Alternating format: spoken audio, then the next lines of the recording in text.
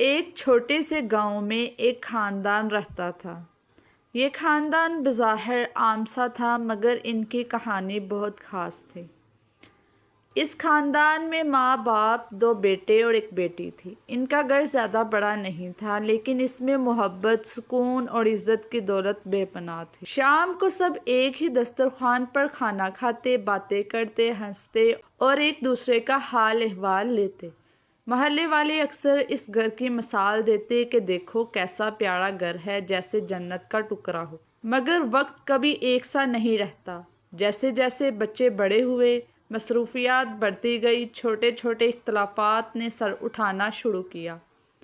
کبھی چھوٹے بھائی کو لگتا کہ بڑے بھائی کو زیادہ توجہ مل رہی ہے، کبھی بیٹی کو شکایت ہوتی کہ اس کی رائے کی قدر نہیں ہوتی۔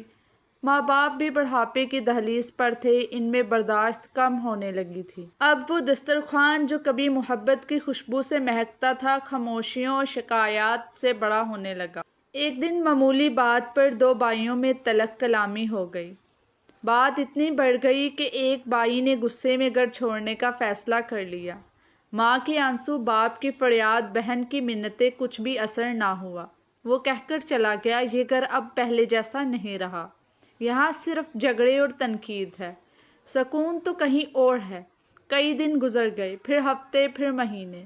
ماں دن بدن بیمار ہونے لگی، باپ خاموش ہو گیا اور گھر میں جیسے خوشی نے آنا چھوڑ دیا۔ جو بیٹا گیا تھا وہ بھی پردیس میں تنہا ہو گیا۔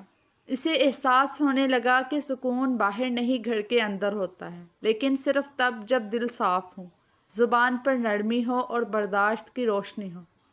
ایک دن وہ واپس لوٹا اور دروازے پر دستک دی۔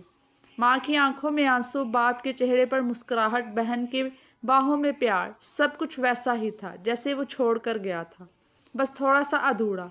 اس دن سب نے مل کر وعدہ کیا، ہم سب ایک دوسرے کی بات سنیں گے، چھوٹی چھوٹی باتوں کو برداشت کریں گے اور اپنے گھر کے سکون کو کبھی جھگڑوں کی آگ میں نہیں جلنے دیں گے۔ اور وہی ہوا۔ یہ کہانی ہمیں سبق دیتی ہے کہ ہمیں مل جل کر رہنا چاہیے، کیونکہ مل جل کر رہنے میں ہی برکت ہے۔ اگر آپ کو ہماری سٹوری پسند آئے تو ہماری ویڈیو کو لائک کیجیے اور ہمارے چینل کو سبسکرائب کیجیے۔ اللہ حافظ۔